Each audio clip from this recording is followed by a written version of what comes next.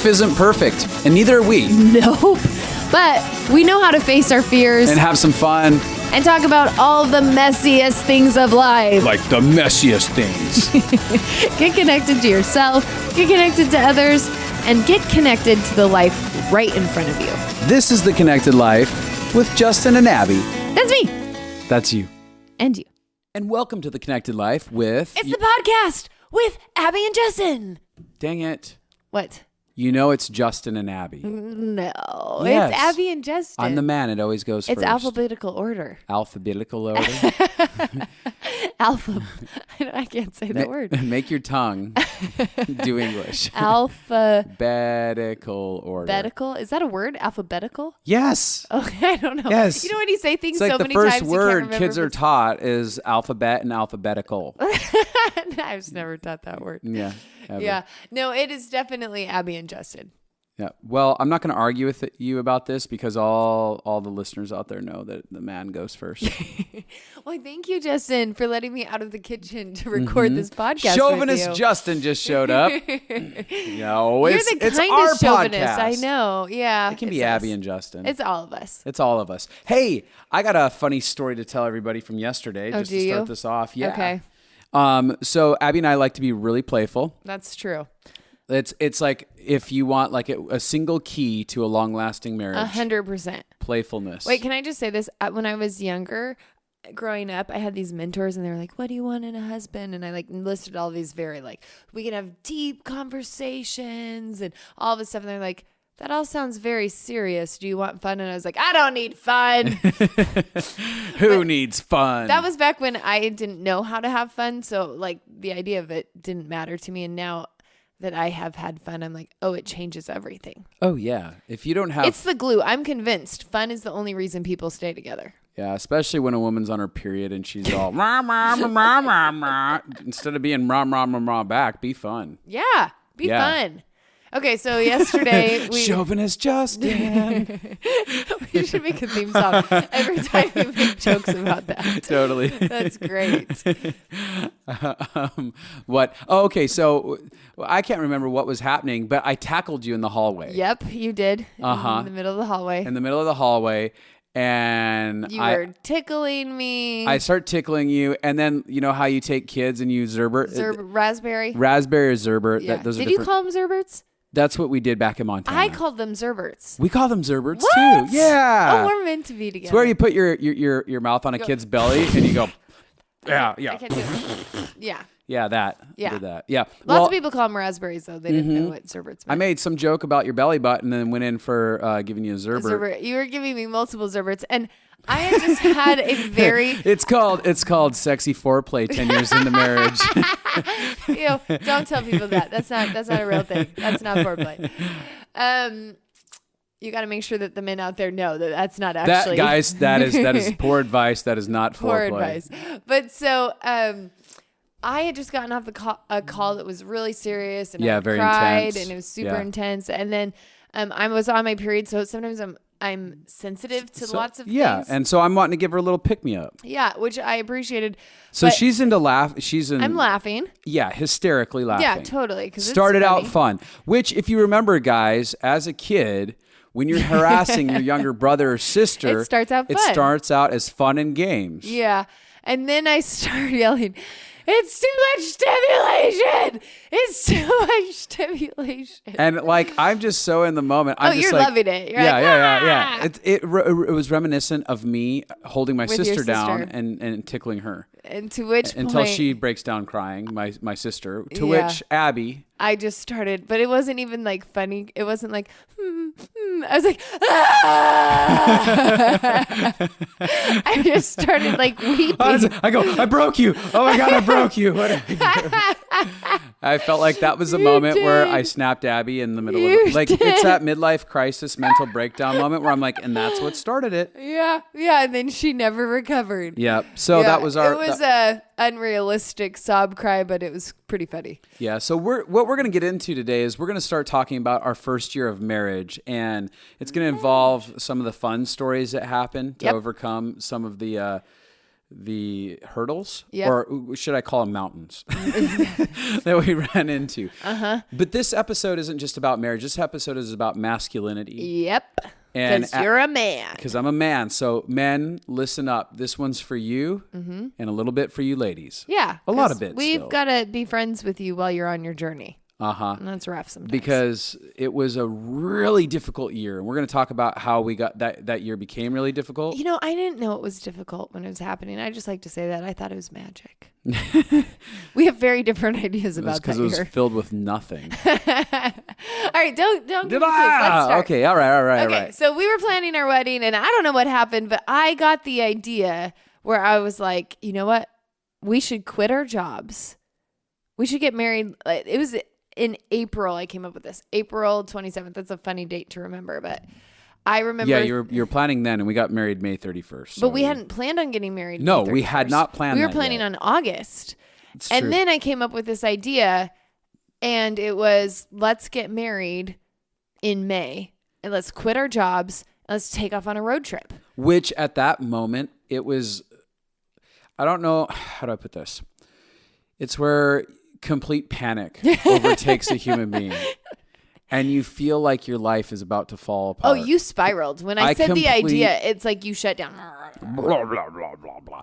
And so I'm all of a sudden swimming inside of myself with sheer terror. Yes. Wondering, like, what am I going to do? How is this going to work? Are you insane? What does that even mean? Because the reality is, as a man, my entire life was built around work. From 13 years old, I started working with my dad. So if I wasn't in school, I was on a job site working electrical contracting with my dad. Every summer, every vacation. And after school, like I would be working at his shop, somehow doing something. So working is your whole world. Yeah, it's my entire world. So I point. didn't know what it would be like to have a summer off where I did nothing. And she's like, 3 months. Let's do nothing. And the idea, let me back up. Nothing. Let's travel around the U.S. That's something. It That's wasn't like, let's just No. That is nothing in a guy's head. Like, we're not doing anything, which means we're not doing work. Right. Well, in your head, because the millennials are fine with nothing. Yeah, just kidding. I'm a millennial. I love you all. Yeah. But I remember in that moment, not just having a little bit of panic about that, but we have to also understand, and I didn't have... It was 2008. Yep. And the economy had just crashed. Now, I didn't have enough insight into the idea of the depth of the big problem we were having with the economy. So I didn't really think like, oh, no, I can't get a job when I come back after this. That wasn't even at the top of my brain.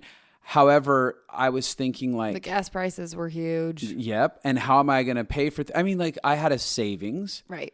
But I, all of a sudden, as a man, I'm going into how am I going to provide for this? And I don't know what it's going to be like to not work. What do I do? What do I do if I'm not working? So here's what I love about you. Melting down. You do melt down. But the thing about you, and this was so attractive to me, when I met you, is you were good at running at your fears. Mm-hmm. You were not, just because you were afraid of something didn't mean you weren't going to do it. You were like very powerful in that way. Yeah. Which was something that was really sexy. Yeah, it was. I said it. Hey, guys. That's more of a... You hear my wife, what she said? Yeah, running after fear. Yep, it's Get sexy. That thing. Mm-hmm. Well, so you decided right there, to jump in with me. I want to say this. Right before we had gotten engaged and started dating, I actually had an inner dialogue with God, and I said, I want to run. I realized that fear was the gateway between me and the destiny of who I was made to be. That meant like, here's fear. That's really deep. Yeah, I know, isn't it? You thought deep thoughts back I did. Then. Oh, that's now they're a lot more shallow. I think less now. But it's the idea that fear is a door. Mm-hmm. And who I am as a human being, my personality, my dreams, my desires, my creativity, all of that is on the other side of this door. And we're standing here going, yeah, but I have too much fear to try all these things. Yeah. And so I started looking at my life going, where does all the fear exist? Because if fear is there, wherever fear is at, it is the door. And on the other side of it, it obviously has to be me. if I can get past the fear, if I can run at it, go through it and get to the other side, I'm going to find out who Justin is. So a lot of people are out there asking like, I don't even know who I am. I don't even know how to figure out who I am. And it begins with really the invitation. I said, God, I want to face all my greatest fears no matter what it costs me. Yeah. And I knew it was the dumbest prayer. Dumbest prayer ever. Because I knew it was going to be an invitation to face all my greatest fears. I would have to go through each one of those doors. Yep. And right off the bat, marriage was one of my biggest fears. For both of us. I wanted it, but I hated it, the idea of it. Oh, it was something, and that's why I was so happy single there's long chunks of time that I didn't date for, and I was very happy in it because the idea of marriage, I thought marriage ruined your life. Like I came into it with the idea, No.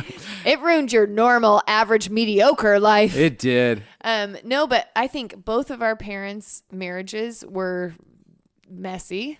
Yeah. And rough. I remember wishing my parents would get divorced. Although just end it all. Now that I've experienced it, I take all those wishes back. Wah, wah. But there was always war in my house.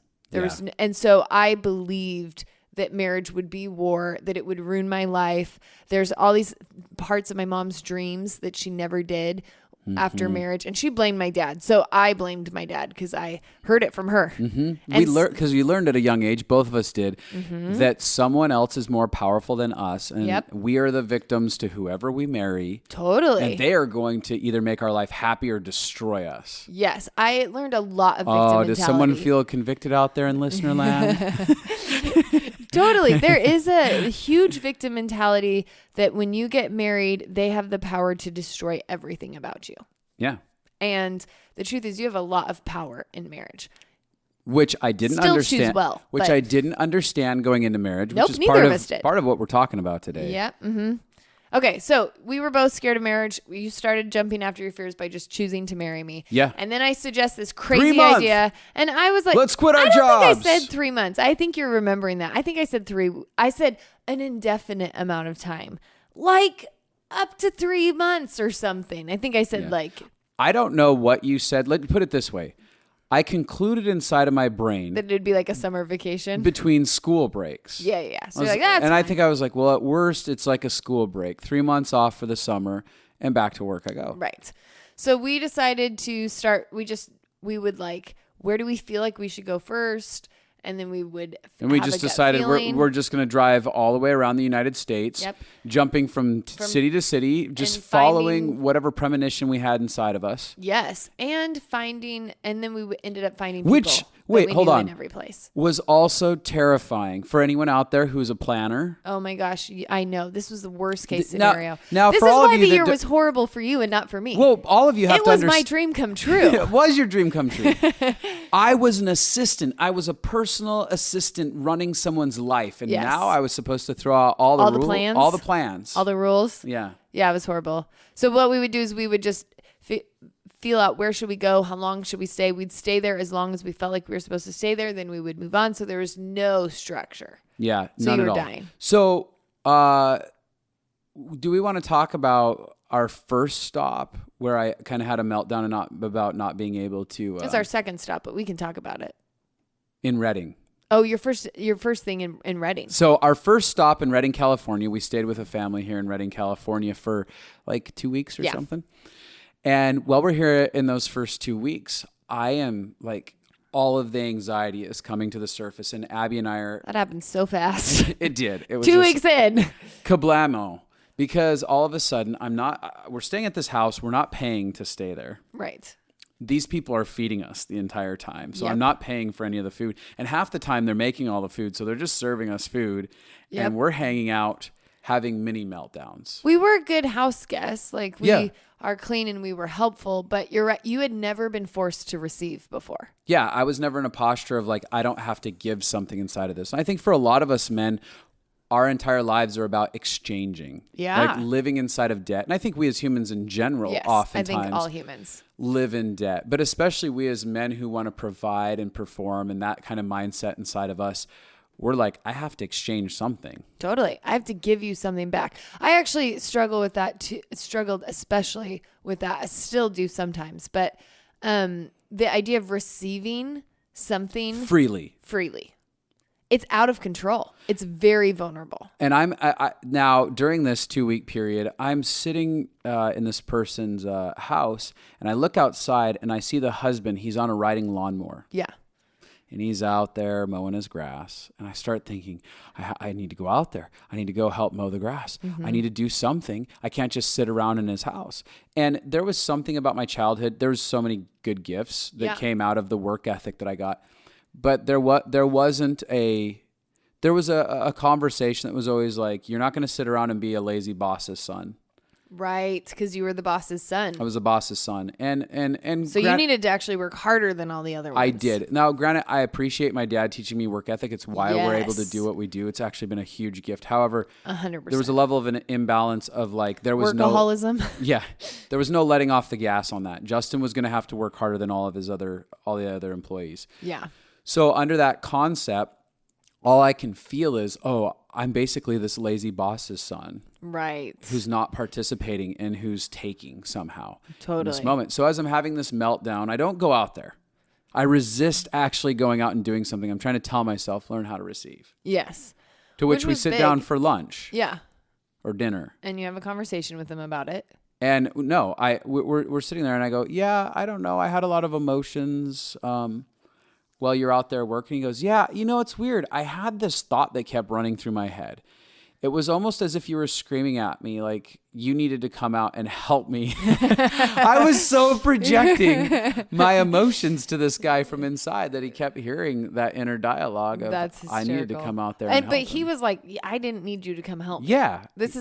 I think he loved doing yard work. Yeah. It brought him alive. It was his hobby. Yeah. He was like, I was loving my life. I don't need you to help me. And so that began with them having a first conversation, I think, with us that was like, hey, Justin, you can chill out. Yes. And just receive. And I'm like so thankful. I knew in our first year that it was the only reason you weren't going to be a workaholic and forget about me as a wife. I literally did. Because I had forced rest time. Yeah. Forced, like actually having to be present. But I will say this before we move on from that story. There are some of you out there who don't have a work ethic. And if you feel the inkling to go help somebody in their yard when you're staying at their house. Get up off your lazy butt and do something. 100%. This is like, I always try to tell people in stories, lots of times people grab things to prove them. And I'm like, no, you have to know what is balance for you. And you were a workaholic. So balance for you is learning to rest. And this is our whole story is I was really good at rest, not because I was lazy, but I've had chronic health problems. So I had to, at a young age, I learned this lesson when I was in high school, because when I was in high school, I was in a car wreck and I was in bed for like 2 years of my life. Man, I had to learn the lesson of being able to do nothing and be okay with that and be okay with it. Yeah. But so I was good at nothing. And so I had to learn how to feel more empowered and get up off my butt and choose in, not again because I was lazy, but because of fear around my body. So you've got to kind of listen as you're listening, listeners. How about I use that 3 times in a row? Listening, listeners. For like what your balance is. What is it that would stretch you? Yeah.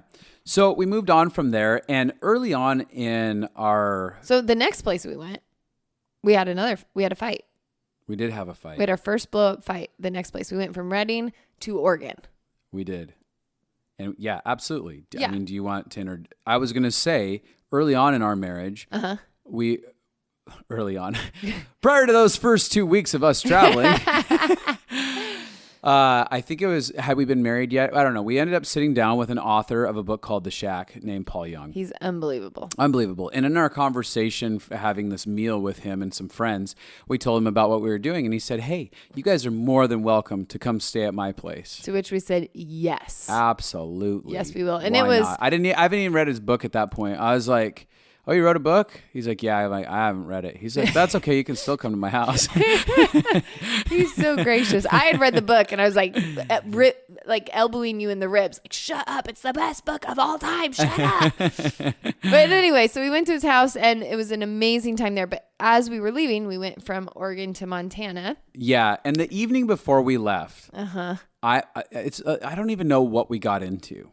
Oh, we got into a fight. Well, yeah, we got into a real fight. I remember. Do you want me to tell you? I don't remember what Can it you was believe about. I remember a 10-year-old fight? Well, here's the deal. Just because you remember it doesn't mean it's right. So go ahead. No, I don't remember what the actual fight was about, but I remember it escalating because I grew up in a church that taught you do not go to bed while there is a disagreement with you guys. Like that is like the worst case made scenario. My first year living hell. Oh, 100%. Because we're up till 4 a.m. It's horrible. And you don't fight well when you are exhausted. No. It's bad advice. No, it's terrible advice. You fight horribly. I get the idea. Like, don't like keep your heart separate. Learn how to posture towards connection. Yeah. So, I mean, we've learned later on in life, like, oh, if we still have something we need to work out, hey, babe, I love you. I choose you. Yep. Let's work on this tomorrow or this week. Yes, there's an agreement. There's purpose. We've not just reconnected. We're not just, the whole idea is don't go to bed like ignoring. Like, don't let something just be ignored and just move on with life. Yeah. So, but we didn't get that. It was I didn't really know literal. that. It was literal to me. And so I was like an attack dog. Justin just wanted to sleep Would because not he knew lay off. He knew we. It's midnight and we're gonna get up at 5 a.m. and I gotta drive. It's so true. And I was like, no, we can't go to sleep. And I have fear. And this is, I tell everybody in their first year of marriage, even their first year of dating, there's this unrealistic idea that everything that happens is what your forever will be. Yes. And so I'm like, if you don't talk this through with me, this is going to be our normal. This will be our normal. You'll never do it. Which I didn't know. This is just a Which season. can we get you right now? Right now. To admit that you kind of pushed my buttons. I pushed your buttons, and babe. chased me down often. I chased you down. Didn't give me some space. Nope. I didn't understand boundaries. And then I would explode at times. I wasn't sometimes sure. I look like the bad guy, but I couldn't breathe. I wasn't sure that you would. I didn't know your character back then. Exactly. That's part of the problem of for so many people. The beginning of marriage is I didn't know that if I didn't push for connection, that you would push for it. Yeah. So I didn't know if I gave you space that you'd come back. You were convinced I would abandon you. That was part of it too. Yep. It really was. And I think that happens in the early on in marriage. You're just throwing me under the rug here, huh? Well, I think it's universal. My fear was that you'd abandon me too. And so inside of it, a lot of people have this fear of abandonment. And we don't give gracious space to breathe and figure things out. And we put a lot of pressure on the first year. And if it doesn't look perfect, we want to hit the eject button. Totally. A lot of people do that in relationships. Yep. And sometimes people have this year in dating. It's their first year of dating when all of the crap is hitting the fan. Sometimes it's their first year in marriage. Everybody has a different story. Sometimes it's their 10th year in marriage where all of the things they've been throwing under the carpet finally explode. They've been putting it in a nice little box inside of themselves for 10 years and it can't be held back anymore. Exactly. So we get in a fight. We cannot resolve it. You put your foot down so hard and I'm so mad about it. You're like, I will not talk anymore. I've got to sleep. Oh, man. And I think we're getting divorced. I wasn't thinking divorce. Murder was either. on the plate though.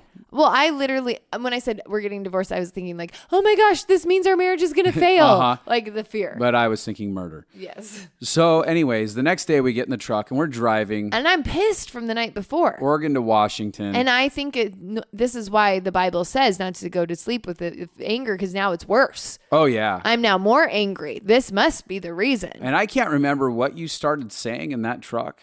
But it exploded. Oh, we both got angry. I lost it and I start pounding the wheel. I mean, you are slamming your fists on the wheel and the dashboard. I thought you were going to break the truck. Oh, yeah. I'm like... And I'm shocked because you loved that truck. I did. I mean, you had so much reverence for that truck. I thought, if he hits this truck, what else is going to happen? That steering wheel took some abuse that day. Yes. But it was either that or I drive off the road. Yeah. So I was trying to figure out how to outlet my frustration, which I was in fight, flight, or freeze mode. Totally.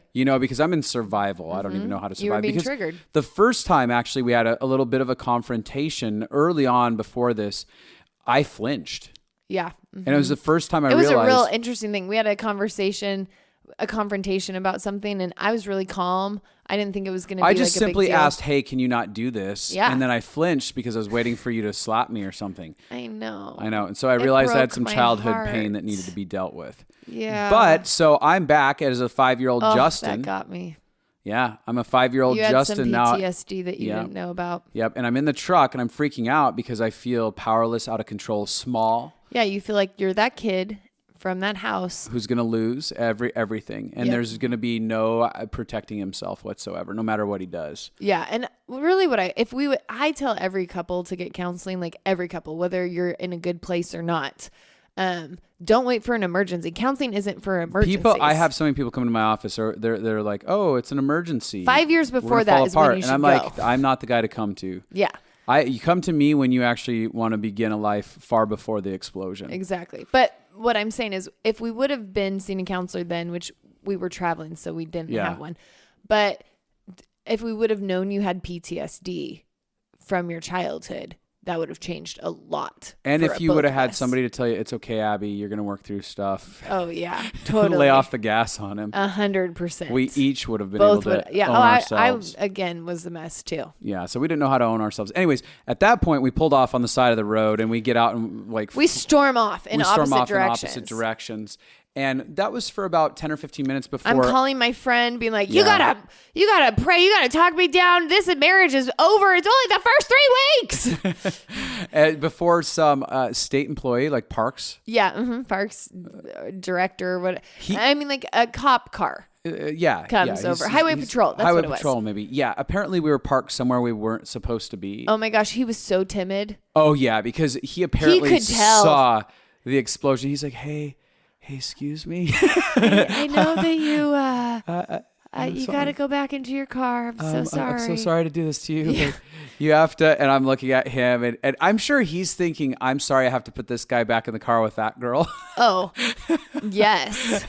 I think you were off yelling. I think we could hear you from where I'm yelling at my best friend. PT, what is happening? I'm like, yes, sir. I will try and get us in there. Totally.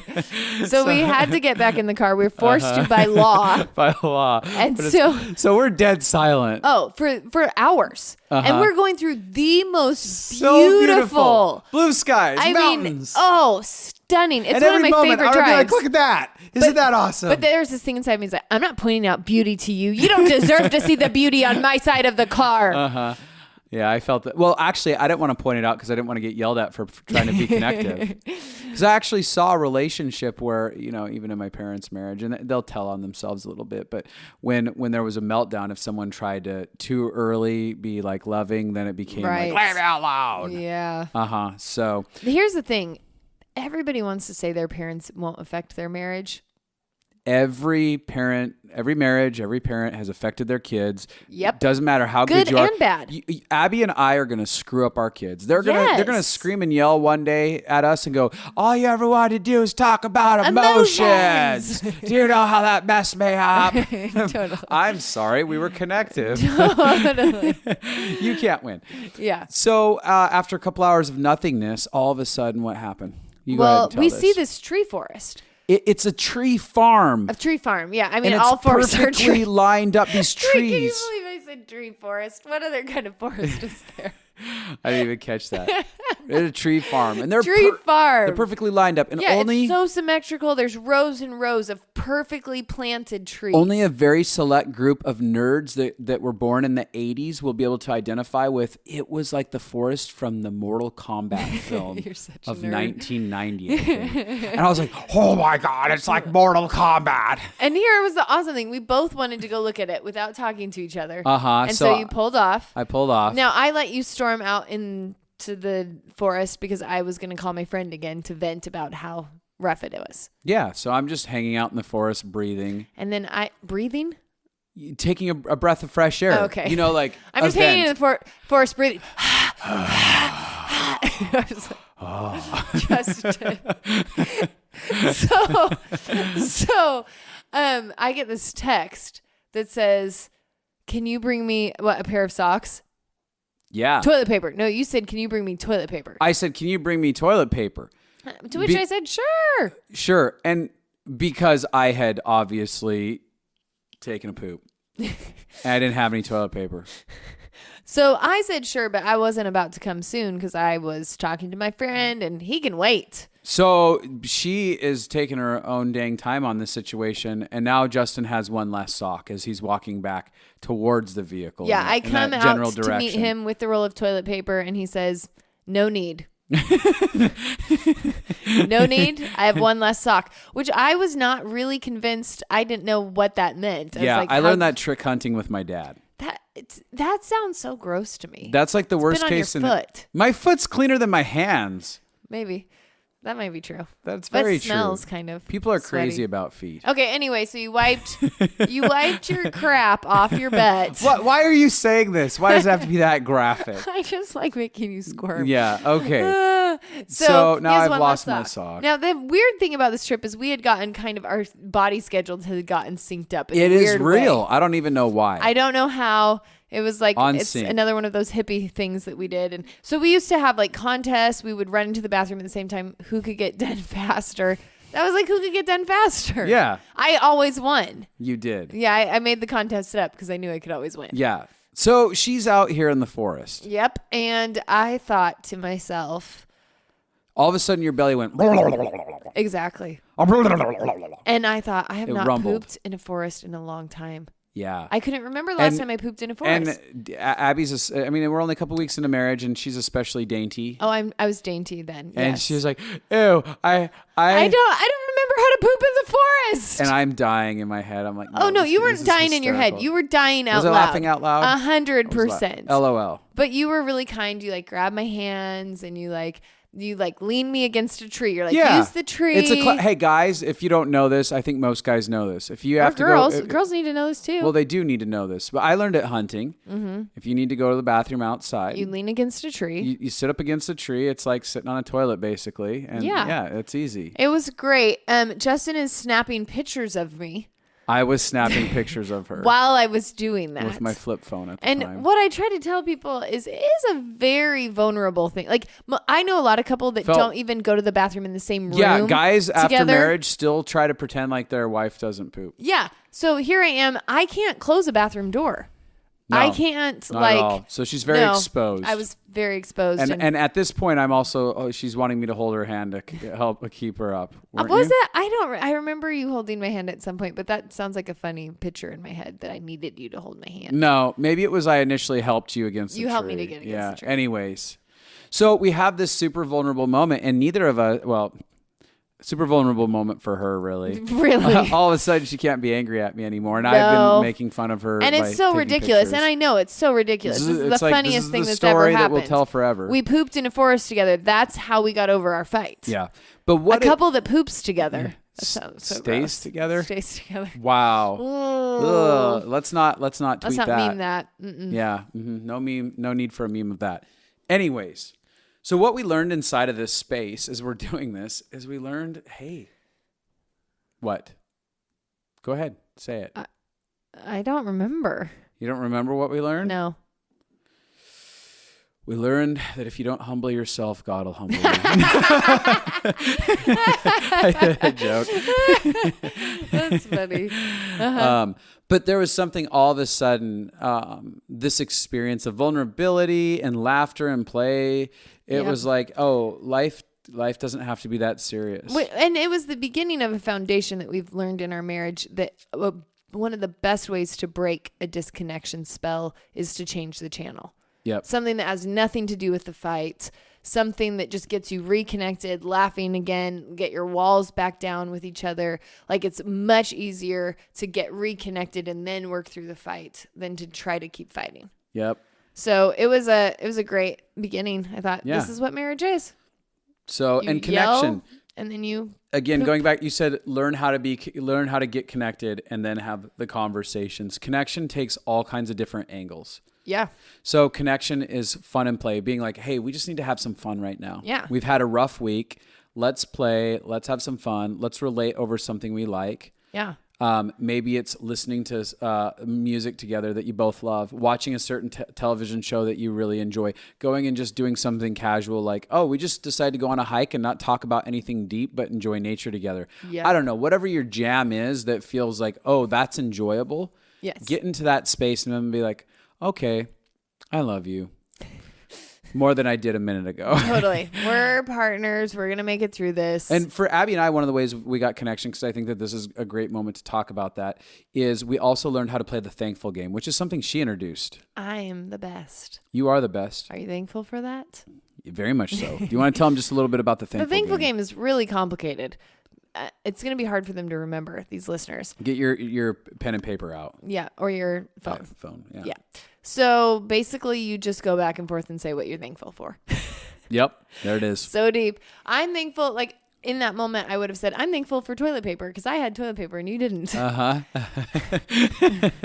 Jerk. Yep. But you just start with the basics. I'm thankful that we have air conditioning in our lives. And so many times the thankful game dug us out of deep holes. Yep. Where we just began to it went from what we're thankful for externally, then what we're thankful for about each other and why we got into this marriage in the first place. And I'm thankful for this and that. And all of a sudden you're like, oh, I do like you. Now let me tell you about why I have a problem in this moment about this other stuff, knowing that I like you and you like me. Yes, it's very true.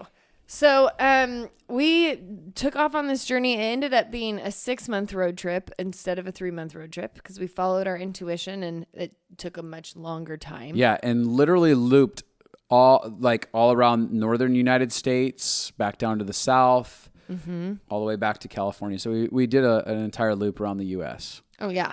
And one of the things that probably is most memorable and about this trip was the many times that I got in the truck and drove away from wherever you were at and then broke down crying. Well, I was going to say the thing that was most memorable on this trip was you having meltdowns. So you had them with me and without me. I did. Yep. You just cried a lot that year. I would go off and just sob cry over and over again because here's the thing. This is where we talked about this episode is really for us guys, for you men out there listening.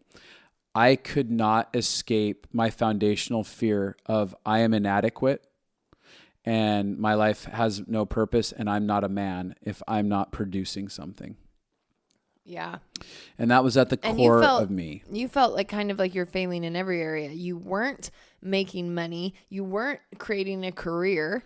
I couldn't make you happy. You couldn't make me happy. You didn't know how to do marriage. Yeah, I had no roadmap for what a healthy marriage should look like. Yeah, and so there was pretty much no area that you could hold on to as I'm winning. Yeah, I couldn't get a win for the life of me. Yeah. Is what it felt like. So there, like in lots of seasons in life, you have something that creates self-worth. You're good at your job, or you have a relationship that feels like it's thriving, or you're building a bank account, or you're great at school, or you're good at something you're doing. In this season, you were just bad at everything.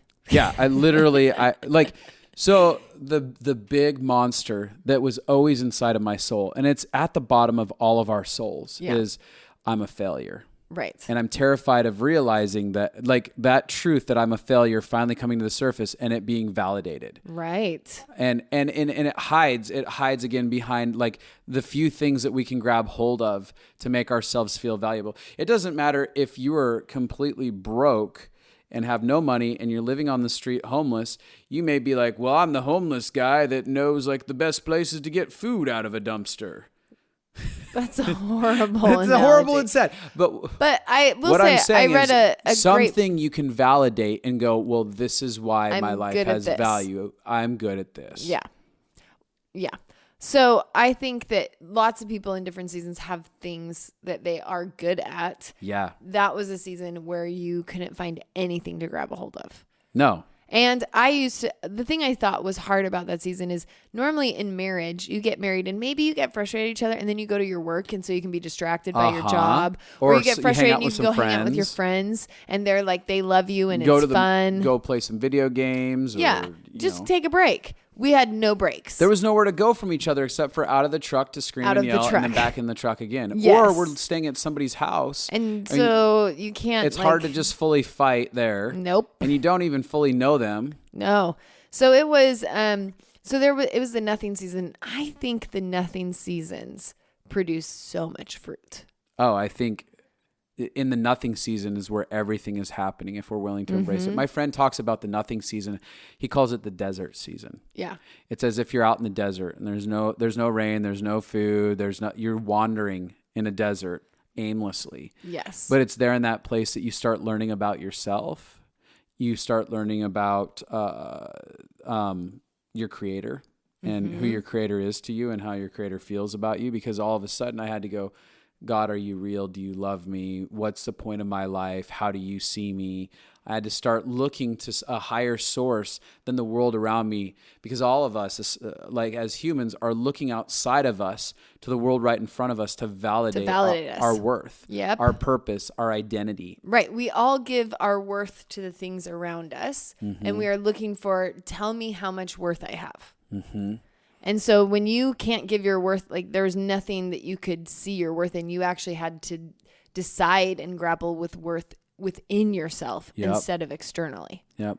And so, and it didn't help, because during this time as we're traveling, we start running into some, I start hanging out with some of the most number of multimillionaire entrepreneurs that I'd ever hung out with. Oh yeah. 100. I don't know how it happened, but we met so many very successful business people on that trip. Yeah, specifically businessmen. Businessmen, yeah, that's true. Yeah, and not that it couldn't have been women, but it's specifically businessmen who are very successful are hanging out with us. And what would they do?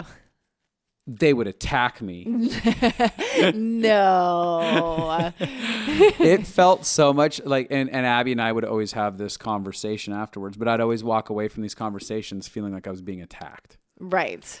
And the attack that they would do on me is they would ask me, so what's your plans? What are you doing with your life? What are you doing with your life? What do you want to do? What's your plans for your future with your marriage and stuff like that?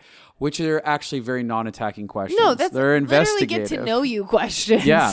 Like I remember when I was in that season though, when people asked that, I'd be like, is that all you care about? What I do with my life? I'm a person. But now that I'm an adult, I'm like, no, that's just, you want to understand what people are passionate about, what they're excited about. Totally.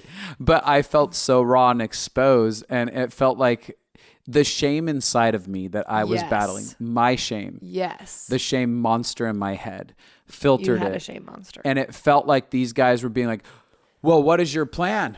Why don't you have a plan? You're failing. Yeah. You're never going to have a good enough plan. Mm-hmm. You're never going to become someone. Look at your life, boy. What a fool. It's meaningless. You're not even working. You don't have a plan yet. Yeah. And so that shame monster was devouring me internally. And I had to keep looking at that. And I had to start asking the question, you know, because every time I'd walk away, I'd be like, can you believe he just asked that? And I'd be like, what do you mean? He's just being nice, you crazy. He's just interested. And the sad part of it is those men were meant to be a gift. Yep. In the part of my life where I didn't feel like masculinity was interested in me, right. I could have actually been absorbing their love and connection. They're loving me. Interest. They're trying to get close to me and want to know about my world. And I'm just having a ton of anxiety because I don't have words to tell them of what I'm doing. And the other thing is, if you would have like actually thought like, I'm a young kid, they don't expect that I have the entire life plan. I'm 25 years old. They didn't expect okay. for me to have it all figured out. Yeah. But I think that I felt like I was breaking the norm in such a big way that everyone thought I was a fool. That everyone thought you were stupid. And because I wasn't convinced that I was doing the right thing. Right. In the first place. And the truth is, it was a journey of trust. What you felt from them was just, they put a voice to the inside accuser you had. Mm-hmm. Like you already heard all of those voices. Yeah. What you're doing is stupid. You're not enough. Men don't believe in you. Nobody thinks you'll be successful. You can't make it. You're setting your life up to fail. All of those voices you already heard. But when they asked you the questions, it was just bouncing off them, and it was as if it was coming out of their mouths, but it was already in my head. Yeah. Because if it wasn't in your head, you would have heard it differently. Oh, I would have absolutely heard it differently. I'd be like, those guys are so nice. They just want to chat it up and find out what's going on in my world. Oh, yeah. And this is the major thing, is the story we tell ourselves often hurts us much more than the actual story does. So when the actual words coming out of someone else's mouth. Yeah. When we look at that story, we think, oh, they were asking about your life and wanting to understand you. The story you told yourself is that they thought you were idiots. Well, not multiple idiots. They thought you were an idiot and that you were never going to amount to anything. So the story that you thought of what they were saying actually caused you pain. And so my question for you guys out there, the men and women alike, but especially men, is what is the narrative that you have inside of your head about you as a man and what the world believes to be true about you? And who are all of you, to all our listeners, like, who are you actually giving your identity away to? Yeah. Are you giving all the authority and power over to your job, your boss, your spouse, your kids, your friends, random strangers? Like who are you handing your identity over to? And that's what I had to figure out in this season. It was a beginning invitation. It was the start of an invitation to anchor my identity in a higher source, which kept pushing me back to God. Do you love me? Does my life have purpose? What is my life about? What does it mean? And so I started having to create a new focal point. Yeah, absolutely. On that note, I think we should make that homework to actually kind of look around in your life and the things that have been stripped from you. Are you still finding a source of worth outside of what you can do and perform and who you can be? And I think another thing they should do for homework is, well, going back to the start of the podcast, we talked about fear. Yep. And again, fear being the gateway. And what part of your life, like I want you to sit down, clear some space, be quiet, get rid of all the noise of, computers, cell phones, and just ask yourself, where is fear running my life? Because it was really, I just started looking at wherever fear existed, putting a spotlight on it. Yep. And so I want you guys to start putting a spotlight and go, where is fear at? And what does that say about potentially who I'm supposed to be? On the other side. On the other side of that. And begin to take the risk of going, hey, I'm ready to face some of these fears. Absolutely. So it's really, really hard to face fears, but that's the door to get wholeness and freedom and peace and breakthrough and confidence. The truth is, and I tell everybody this, you don't have self-confidence without facing fears, because the internal dialogue you hear is, if you bow to fear, it's saying, I believe I'm not good enough to overcome this. I believe I'm not powerful enough to face this. I believe that I'm not worthy enough to try this. So the very self-talk that comes from avoiding fear is self-deprecating. Yep. And fear could get down to simple things. It doesn't have to be like, oh, I have this fear of skydiving, or I have this fear of mice, so I need to go pick up mice. It's not like that. It's like life fear. So part of that fear could be like, I'm actually scared of confrontations. I'm scared of being honest with people. I'm scared of going and talking to my parents honestly about experiences we've had. Sure. Simple things like that. I'm scared of writing. I was scared of dressing femininely. Yeah. I was scared of wearing anything that felt cute. And so you went on a journey of like, all right, I'm going to face that fear and I'm going to start buying feminine clothes, try and figure out what femininity looks like. Absolutely. I remember early on, like you facing that fear and you watching video tutorials on how to do your makeup. Mm-hmm. And you got so great at doing your makeup. As a way of expressing your beauty. I would have been okay if like you never did makeup. You didn't care. It was just like, no, this feels like a feminine expression that I'm not doing, not because I don't want to do it, because I'm scared that I don't know how to do it. Yeah.